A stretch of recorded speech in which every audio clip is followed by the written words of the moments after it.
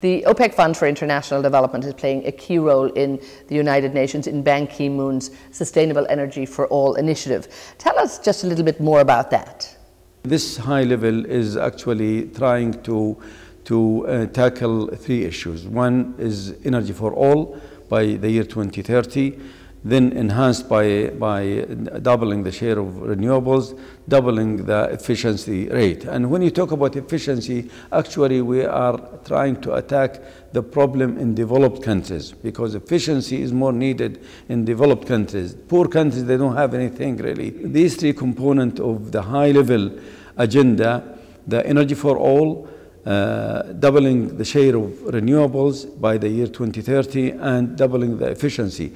These are the work that we just finished now, and it's going to be reviewed in Rio. And what is the Rio people or institutions going to announce their commitment? But when you say energy for all, what exactly do you mean? Energy for all means to us energy for those who don't have it. You know, and that's why we insisted in the meeting with Mr. Ban Ki-moon that when you say energy for all, it means to us in OFID energy for the poor. Now, we've heard a lot of talk, maybe not enough action in terms of eradicating poverty, energy poverty, and building sustainability. But what can be done? What would you urge other institutions around the world to actually do to put these words into action?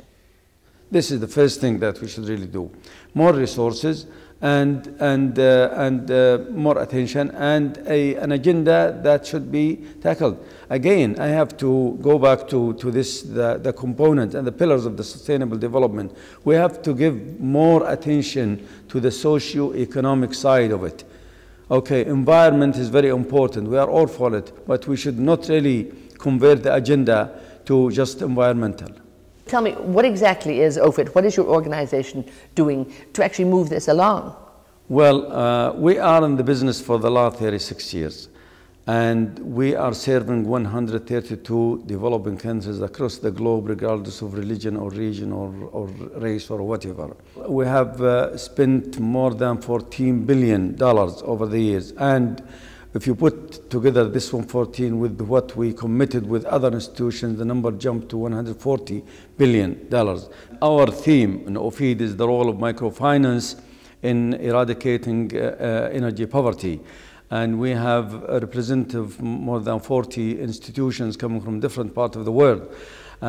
So people are really not only paying attention, they are actually extending their arms to work with us.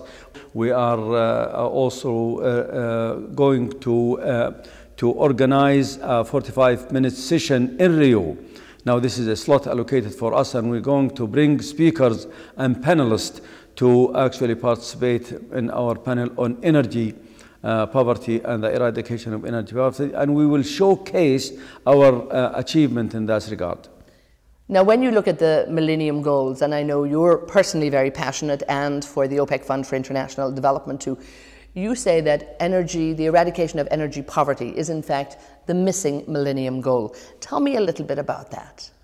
Energy is a basic requirement to achieve any one of these Millennium Development Goals. Actually, this is a very simple issue.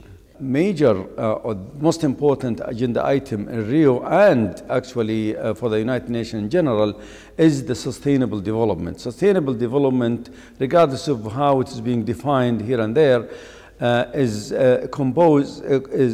include or consist of three pillars: economic development, social development, and environmental protection.